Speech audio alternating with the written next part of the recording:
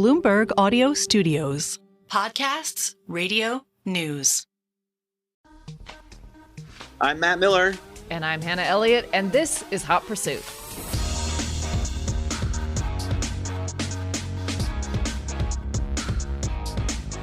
All right, so I guess Christmas has happened. Is that what we're feigning here? Yeah, I'm literally furiously Googling a calendar right now to see what has happened. You know, Christmas is wonderful. It is by far my favorite holiday. I have to say. Really? Oh, how could it not be? It's got magic. It is magic. I mean, I've loved it since I was a child.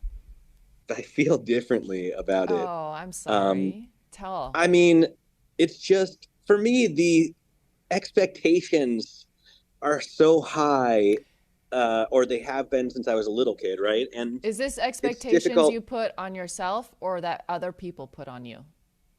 I think maybe both.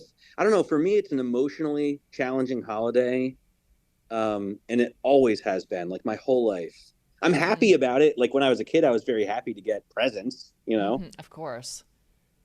But it just seemed like maybe starting in my 20s, it was just very stressful. I'm always happy when it's over. There's so much to unpack there. I mean, I know, probably too much for a car podcast.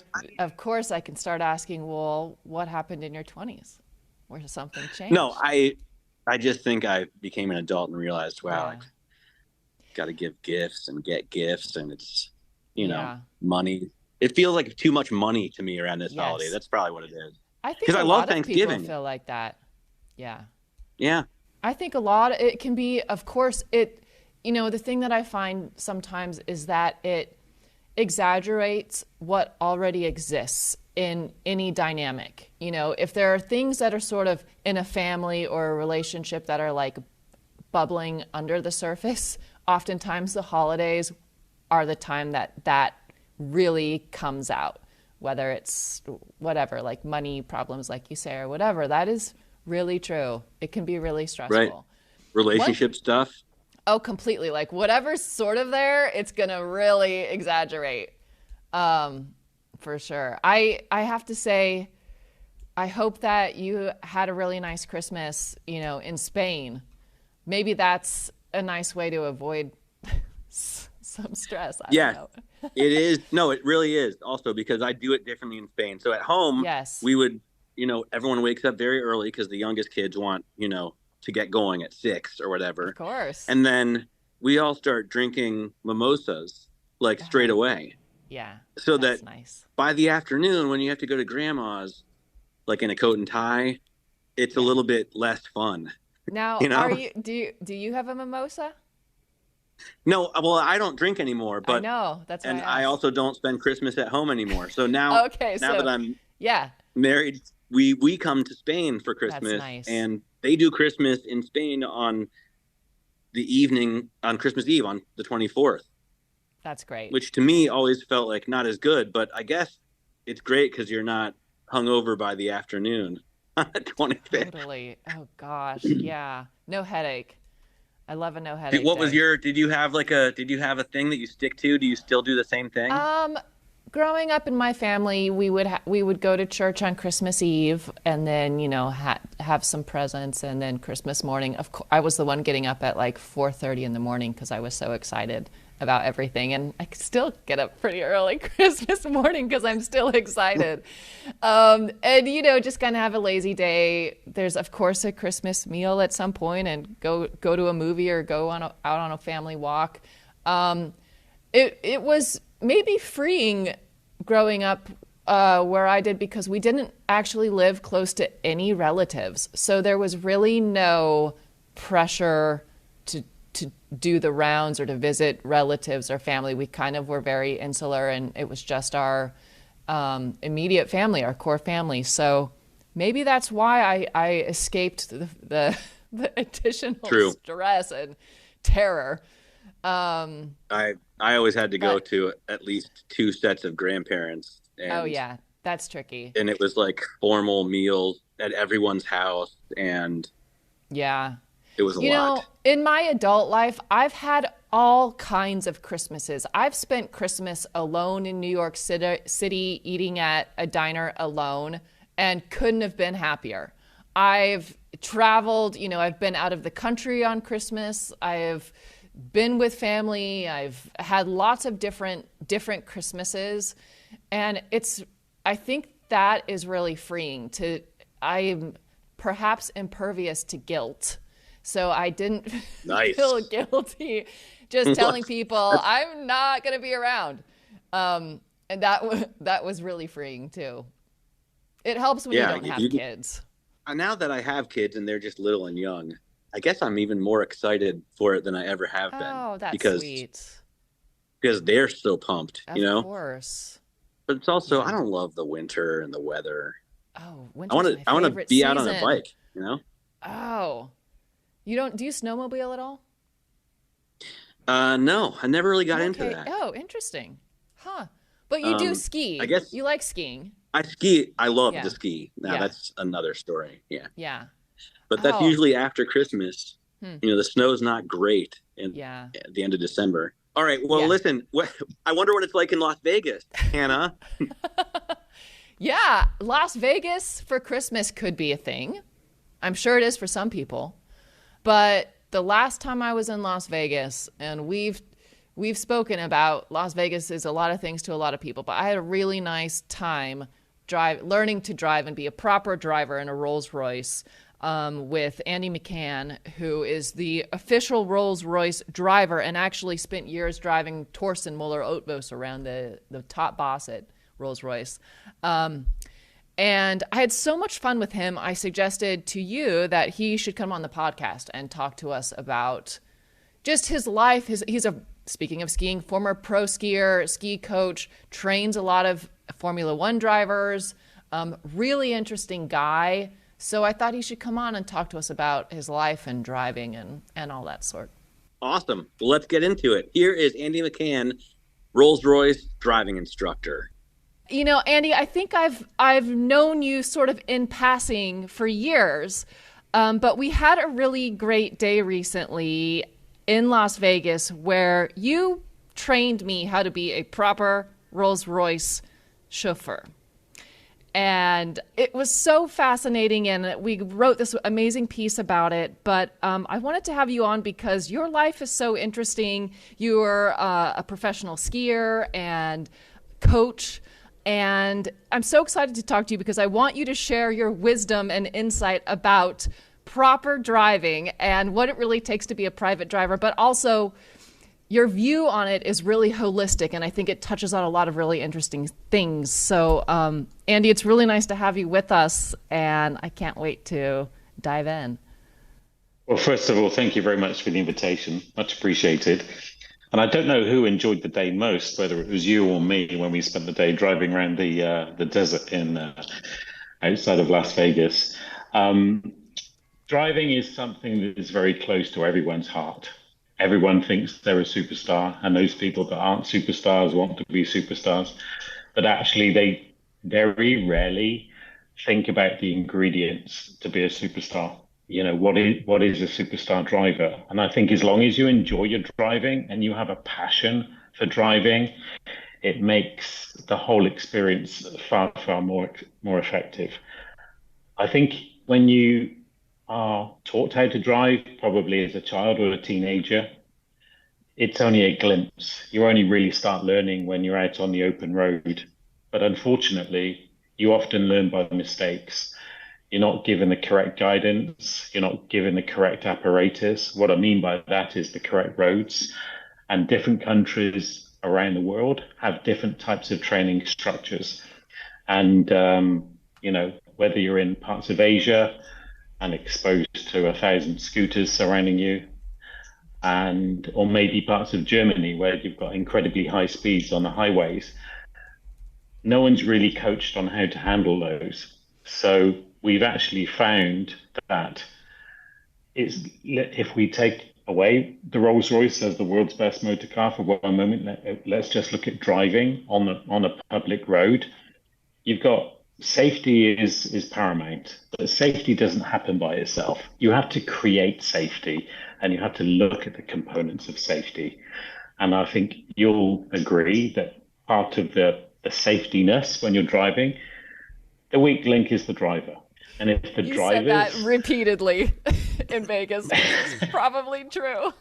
Well, it is true, but luckily you weren't a weak link. You were an improving link in that very important chain. And once people discover a little bit about themselves, then it's easy to change. A lot of people aren't open to discovering this, and they're very binary in their way of thinking and their way of driving. And if you look at the professional side of driving, and when we're training, whether it's a sports car driver on a track or a chauffeur or somebody that's an enthusiast, think of yourself like an athlete. You are performing, and certainly as a chauffeur, and most definitely a Rolls-Royce chauffeur, you're the captain, you're the pilot. You have a lot of responsibility. So you're not just driving around the streets, you're looking for every tiny little detail. You're anticipating so much. And if we all had a crystal ball, it would be easy. The physical side of driving would actually be how you connect with the car and how you move the steering wheel, how you move the pedals. And I think you went through some discoveries when we were together.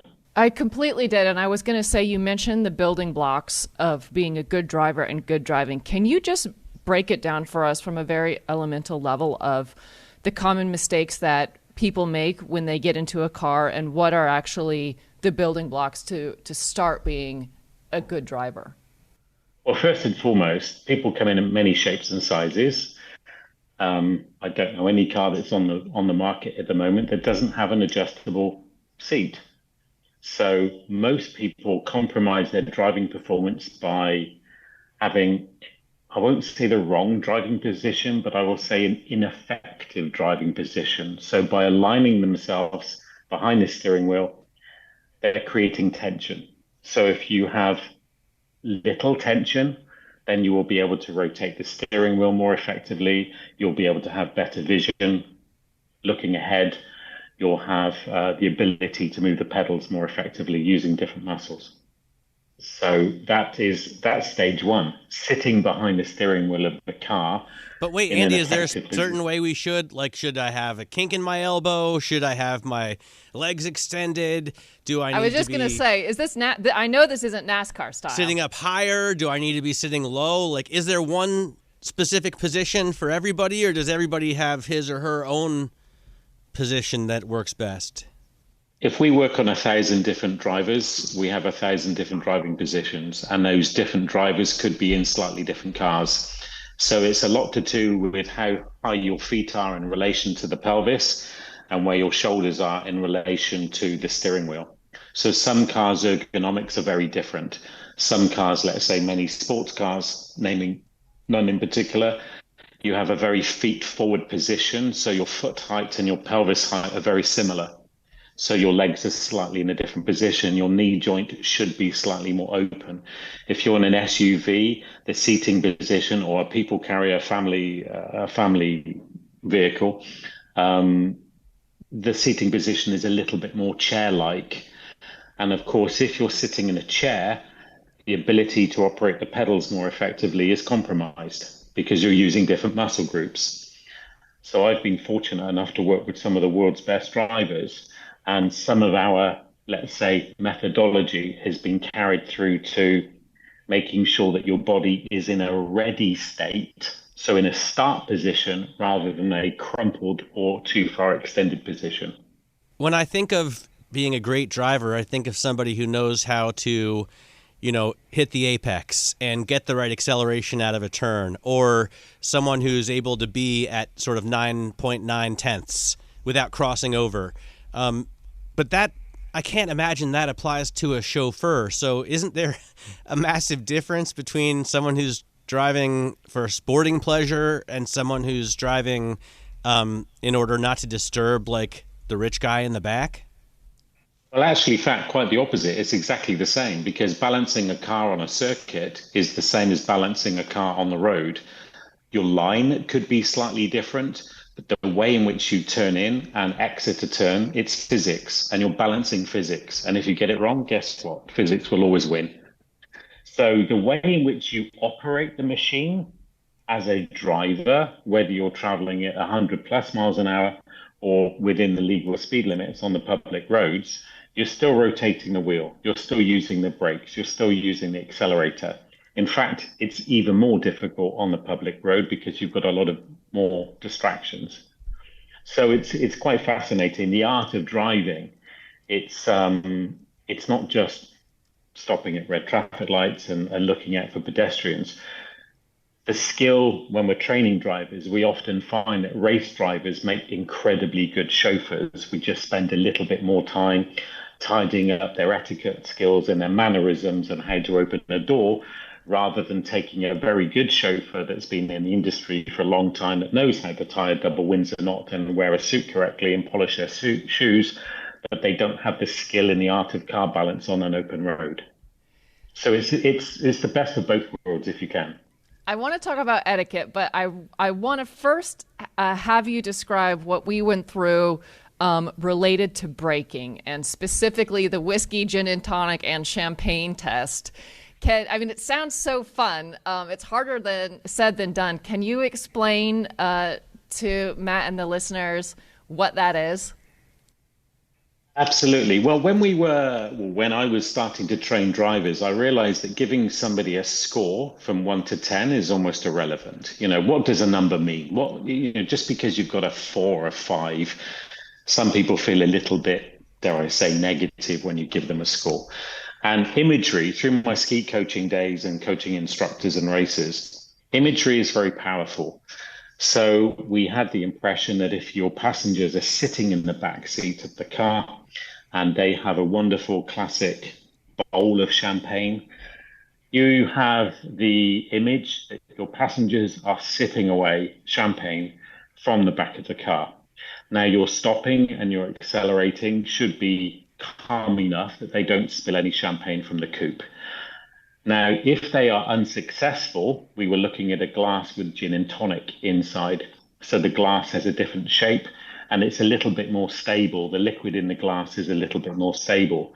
So if their braking and their accelerating had kickback, for instance, we were suggesting that they are quite not at a champagne level and they're more gin and tonic. Those drivers that have compromised their driving and they've spent probably a long time driving in a city, reacting to a lot of traffic, and they're hitting the brakes very hard and they have a lot of kickback from the car. This is where we introduce the whiskey stop. So you're imagining that a whiskey in the bottom of a whiskey glass. So to add a little bit of fun and imaginary, we called it whiskey, gin and tonic, and champagne. Of course, some countries around the world that don't drink alcohol, we just have to focus on the shape of the glass rather than the content of the glass.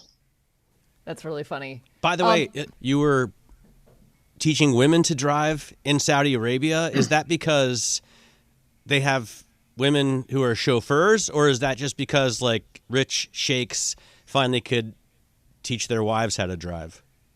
Well, it's a little bit of both, really. It's not just sort of restricted to the Middle East. We have an increasing range of people and private families wanting female chauffeurs, especially, for instance, if you're a chauffeur working for an independent family, and one of your duties could be doing the school run, and you have teenage children, for instance, and people are starting to become a little bit more mindful of not just the classic chauffeur, but more that person as being a concierge. And there's more and more people wanting female chauffeurs because they feel, rightly or wrongly, a little bit safer of having their children in the hands of a female, regardless of whether she's the chauffeur or not. And I think on that regular side, a lot of people feel more comfortable with a female chauffeur in those parts of the world. And of course, in Saudi Arabia, women haven't had a driving license for very long. So it was interesting to spend time training a women's only chauffeur group most recently. And, the challenges, and 9 times out of 10, we find that they actually, as students, they make better students because Why is there that, is Andy? work. their ears are working and they have less ego. So tell us a little bit more about that. It's not the case for all women, Hannah. What? I didn't hear you. What city were you in? And give us a little more color about what that was like. I'm so fascinated by that work, and that's part of your white glove chauffeuring company that you own and operate.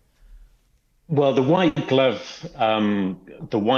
is specifically Rolls-Royce, and that was a celebration. So, just to recap on that history, about 15 years ago, our current chief executive wanted to celebrate the 100-year anniversary of the Chauffeur Academy. We wanted to use, or I was asking to use, a slightly different label. Calling it a Chauffeur Academy just seems a little bit old school and not very imaginative. I looked at people wearing white gloves in the service industry, in the military, and of course it's a signal of respect. Touching, whether you're collecting a piece of jewelry from a shop or something, you're often handed that item with the person who's wearing white gloves. And I thought the white glove program was a new, fresh way of describing the academy. We're not suggesting people drive with white gloves. However, in some countries they do, where the people and the company that they work for. So coming through to this, I recently was invited by another company to train some drivers. And along the way, it was my suggestion that you shouldn't ignore having a high percentage of female drivers. It was an immediate success. So they decided to train another group or another team, let's call them team, not a group, of women drivers. And we had an incredible, I would say, fascination from the Saudi government. So they are now looking at a women's only chauffeur company. So that alone is a first. And as a company, they will be using women only in that particular part of the world. And I think when it comes to training, the actual driving itself is quite difficult on a public road. It's very difficult to train people on a public road. So we often have to find a quiet airfield or a disused car park or something. So you're going through the skills of training. Simple things like an emergency brake, a brake avoid. So I often travel to various locations and I take along with me 20 traffic cones and set up an apparatus where people can drive around. I don't carry them in my luggage anymore. I used to, but we often find 20 traffic cones or even some other apparatus, even some toys that you find in a toy shop that you would use in a playground, anything that you can drive around to enhance their skills. And it's been a fascinating journey.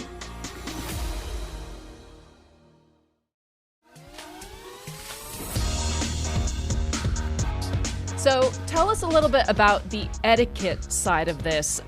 When we worked together, you said really interesting things, for instance, about the positioning of the rear view mirror, the proper way to open a door, how to handle luggage. Can you sort of walk through some of those things? Of course. I think, well, first and foremost, if you are parked at an airport and you're waiting for your guest to arrive, first and foremost, you need utmost information about your guest. You obviously need their name and you need to know what country they're from, but also depending on who you're working for. So if it's a hotel, for instance, you might need a lot of information about the guest, their flight information, etc. A lot of our guests, a lot of Rolls-Royce guests will have a greeter inside the airport. So the greeter isn't the chauffeur. And this is important. So the greeter will walk the guest out to the car. And of course, the car will be immaculately prepared. And most of our chauffeurs have a little detailing kit, which consists of 3 different microfibers and some pure deionized water. Because if the paint is hot, then obviously you can use deionized water. And it's easy to use. It's very easy to use on glass, paint, and leather without any damage. If you're standing by the car, by the rear wheel, that means that your greeting process, you are walking forward to greet the guest. Depending on where the guest comes from, what country, is it customary to bow, to nod, to shake their hand, to not shake their hand, etc. So you need a lot of information about that guest. When it comes to loading the luggage, we can't assume all countries and all of our airports are safe these days. And I've been observing lots of people having unfortunately, their bags stolen or potential theft. And a lot of people and a lot of chauffeurs are very keen and very quick to open the door and get their guest inside the car first. There's a lot of problems with that. First of all, you will turn your back on what is often a very expensive, I don't know, a Rimowa luggage or something like that, or a Louis Vuitton that's on the pavement, on the sidewalk. You're turning your back just to allow the guest to get inside the car. And also, then you're asking the guest, is there anything inside the bag that they want inside the car on their journey to the hotel or their destination? It's too late, because you could turn around and the bag could be gone. In an ever-increasing crime area, you don't know who's going to be walking along the pavement or the sidewalk to steal the bag. Thieves aren't easy to recognize these days. They don't have black masks on or anything like that. They're not obvious. So we generally, first of all, greet the guest, lift the bag, because lots of roads around the airports are dirty. You lift the bag and you place the bag in the back of the car. But there's one thing as well. We will tell and inform the customer, the guest, why you're lifting the bag. And that shows specific care. That shows high luxury or high touch, if you want to call it. You will say to them, I'm just lifting your bag to avoid any oil getting on your wheels or your bag getting dirty. So you're telling them, because a lot of people traveling with a Rolls-Royce or a Rolls-Royce service, they haven't had this level of detailed care. So you inform your guests, you're lifting the bag to place it in the bag. Then you would ask the question, or is this the only bag that you have, or do you have any luggage with you that you would like to place in the trunk? They often say, actually, I've got a phone cable, or I have my laptop, or I have something personal inside that bag. That's their opportunity to take it. Then you would close the trunk before you turn your back on their very, very valuable luggage. Everyone's luggage is valuable because it has many personal items. Many of them can't be replaced. So you close the trunk because thieves are everywhere, and some countries are worse than others. You would then open the door because at this stage, the air conditioning, if it's a hot day, would be running inside the car. You would elegantly open the door, and of course on a Rolls-Royce, you would make sure that the guest is sitting diagonally behind the driver. You would then close the door, walk around the back of the car. That's really important. You never walk in front of the guest. And then you sit inside the driving seat, close your door. If it's a high-risk area, you will immediately lock the doors. If it's not a high-risk area, then it's often down to the choice of the guest. You'll then turn around, politely mention to the guest that the water is in the door pockets, not in the cup holders, because that gives a box fresh feeling. And you will give them an approximate arrival time on their journey. Would they like to listen to any music? And at that point, when you turn around, you also make a point of turning the rear view mirror so you cannot see their eyes. I also mention this to the guest. I'm just tilting the rear view mirror so I cannot see your eyes, or we cannot make eye contact, and that will give you some privacy, and it will also increase your safety. Most polite drivers like to look at their passengers during conversation. There's nothing wrong with that, although you're compromising the safety of your passengers because you're not looking through the big piece of windscreen in front of you. You're looking behind you, not in front. So just by the nature of having this rear view mirror turned, it gives you added safety as well. I want to know how you learned all this stuff. Like, how did you go from a professional skier to someone that knows everything about driving and being a chauffeur? How did you pick all that up? What was this metamorphosis? Well, I think first of all, if you're coaching anyone on the side of the mountain, the concern, the threat, the safety, and often the panic in someone. So there's a coaching skill element is one area, but the components of chauffeuring come from many, many avenues, I guess. So I still have a race license, and I still have a race instructor's license to coach people on the track. And very much, I think I've been fortunate enough to be exposed to some of the world's best butlers that have worked in Buckingham Palace.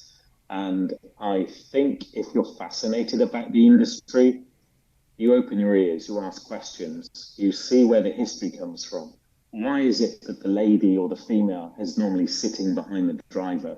That comes from many, many years where you would arrive at a location and the coachman, because there was no engines, there was the horse, would remove their cape and place it on the ground so Madame would not get her ball gown dirty on the way to the ball. That's why they would sit behind the coach person or the person in charge of that stagecoach. So it's been a fascination of mine. And since working with Rolls-Royce, because you're always striving for perfection, I think looking at these tiny details and adding all of these tiny, which in isolation are relatively insignificant, but combined, all of these details make for an effortless experience. And that's what you're trying to do. You're trying to give the customer, give the guest, or it could be your boss, the best possible experience. And of course, all of these things added up make for ultimate safety. The passengers should think for nothing. And I'm sure you've been sitting in a car at some time, whether it's an Uber or a taxi or a chauffeur, thinking, I could do better than this. And you shouldn't be made to feel this at all. You shouldn't be made to feel that your safety is compromised by the quality of the driving that's currently at that time in charge of your safety and potentially your life. So basically every Uber driver in Los Angeles, you just described the feeling of terror and compromise that I experience every time I get into an Uber. Yeah, it's a little bit of a lottery, I must say. Yeah. I do find myself having to switch off from a professional side sometimes when I'm sitting in the back of a cab or an Uber driver. And as you well know, some are better than others. And you generally find the better drivers and the more conscientious are the drivers that have some form of sport background and they have a little bit of thought about the passengers rather than just getting in a car and going from A to B or A to Z as a job. A lot of people consider it as a job. Some people call it a profession. And if you look at it as a profession and you're passionate about that profession, every tiny component that makes up that profession. And we looked at 3 indicators. We looked at being sharp, effortless, and professional. Those 3 elements create safety. So every single person should look at those elements, the sharp. And it's not just dressing in a nice Brioni dinner jacket suit or turning up to work with a crisp white shirt. It's how you stand, how you present yourself, how you open the door. It's accurate. So there's no compromise, as best as possible. So you have been a professional skier, you've been an accomplished ski racer, and also an accomplished track driver. And I was just wondering, are there any parallels between the skills necessary to ski, a downhill course well, and the skills necessary to race around the track in a car? Absolutely. And if you look at the art of skiing, for instance, and the art of driving, there's 2 sides. You've got the doing and the coaching side. So if we look at the results, if we look at what I would call the output focus, like going around corners, the physics of ski racing are very, very similar to car racing. In fact, there's a little bit of a disadvantage on skis where it's really difficult to apply the throttle because you don't have one. So when you release the angle of a steering wheel, for instance, it's on the exit of the turn. And we often talk about taking the angle off the wheel. And that's during what's known in car racing as a transition from one corner to another. It's exactly the same on a pair of skis. You're exiting one corner and there's a reducive edge angle and you have a transition from one turn to another. So you're managing the forces and it's balancing the physics between one turn and another.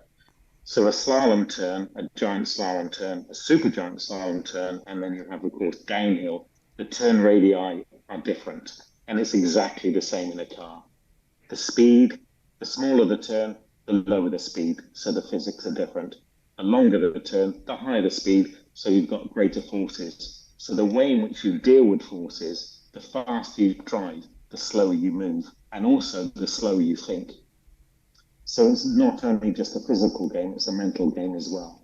Yeah. I mean, I just find it fascinating, and it does feel all related between managing your body in space in general, and the body can extend to the vehicle too, or the skis.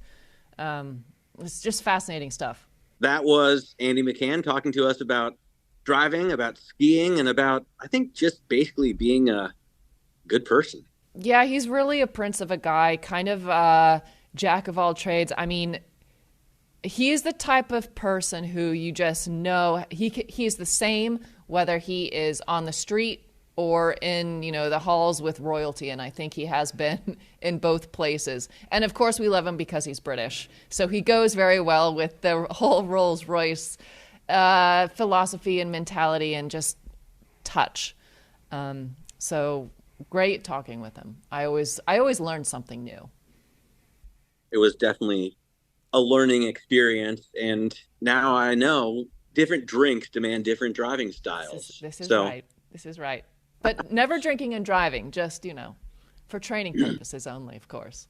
Drinking and driving is horrible. But back in the day, I was recently watching some old videos of people from the 50s and 60s. When these laws first came into force, and they were like, hell no, I'm going to continue to drive after drinking my beer. Oh, that was a controversial thing? I think they didn't want the was. government interfering with their drinking and driving? Exactly. That's really funny. Both of us are a little too young to remember that time, but I saw some historical footage. And then I do remember when the seatbelt laws first came into full effect. No way you remember that. Yes, I do. And I remember because very otherwise intelligent people, I remember saying, this is an encroachment on my personal liberties. Don't tread on me. What? And at the time, I was like, yeah. How can they tell us to wear our seatbelts? We're only hurting ourselves, right? What were you, 5? Yeah, I was very young, and that was before I understood insurance in this country, and I'm surprised that those people didn't. But I think each incremental safety law has been controversial at the time, and now, we look back and think, how insane would it be to say, I can have a couple gin and tonics and then legally drive my kids to school. That reminds me of the helmet laws, because speaking of Colorado doesn't have a helmet law for motorcycle riders. And the minute you cross state lines, you start seeing guys just with their hair out in the wind. And I'm like, that seems insane to me. Absolutely. But I know they think, hey, it's my personal freedom. So I think, I'm not sure about the statistics. I'd have to look into it. But with the seatbelts, if you're not wearing your seatbelt, your chances of a more serious injury obviously are high. And then it's going to cost more in hospital bills. And then we all have to pay more. Sure. If you're not wearing your helmet, you're probably just going to die, right? So probably that's much cheaper. Is this your argument Is this your argument in favor of not wearing a helmet? Well, I don't ride a motorcycle without a helmet, but I grew up in Ohio where I don't think there's helmet laws there. I'm used to seeing people ride free. And I feel like if you I got into a bad motorcycle accident and survived by the skin of my teeth. If I hadn't been wearing my helmet, I would be no longer with us, because I put my helmet through the windshield of the truck that hit me. So when was this? I didn't know about it. This was maybe now 12 years ago, but yeah, the helmet definitely and my leather saved my life. So I'm an all the gear, all the time kind of person. Yeah. But if you're, I think it's stupid to ride without a helmet or in a t-shirt and shorts, but you definitely, I guess, have the right to be stupid. All I know is when I first started posting photos, riding motorcycles, standing next to motorcycles, whatever, in New York many years ago, I would get so many comments about how I needed to be wearing gloves. And this is even if I'm just standing on the motorcycle, not actually in motion. And I would get just for a photo. Yes, so many, guys, really coming down hard on you should be wearing gloves and you should be in full armor, like seriously. And it's so ironic. It's so unfair, but it's so funny because, you step outside in LA and to your point, yes, they're wearing helmets, but they're wearing flip-flops and T-shirts and, That's insane. That's about it. Yeah, Just funny. It is. And I guess I've been guilty in the past of saying, like, you need to put on some gear. Yeah. But it's none of my business. Yeah. Gloves obviously are one of the most important. For sure. piece For of sure. protective And when gear that you I'm can riding, wear. I often do wear gloves. Not all the time. I'm not going to lie. Sometimes they get hot and annoying. But yeah. I think I really want to ride a motorcycle with you, and I'm feeling like maybe I'm going to make this my New Year's resolution. Oh. Is to come to LA and ride with you at some point in 2025. What style By the way, of what are bike? you doing for New Year's Eve? I was out with a couple of girlfriends at a members club in LA that does not allow photos. And we were talking about what to do for New Year's Eve. And the conversation it ended around having a house party at their house with a bunch of people. That sounds fantastic. What are you doing for New Year's Eve? I'm definitely going to a party in Brooklyn in Dumbo. But normally I go to Fish. So at some point I'm going to sneak away and go to Madison Square Garden to see Fish. Not and I'm not fishing. like a devotee. You don't go fishing. I go see Fish, the band. And I'm not like a total Fish head. So I'm not following like my brothers follow the band year round and see like dozens or more than dozens of shows every year. I just go to one. Every year I go to the New Year's Eve show. It's super fun. Awesome. I love the garden. Awesome. And it's a good escape. That'll be great. All right, let's meet back here, same time, same place next week, and kick off the year with a very special guest who has a very special Jag. Cannot wait. Me either. I'm Matt Miller. I'm Hannah Elliott, and this is Bloomberg.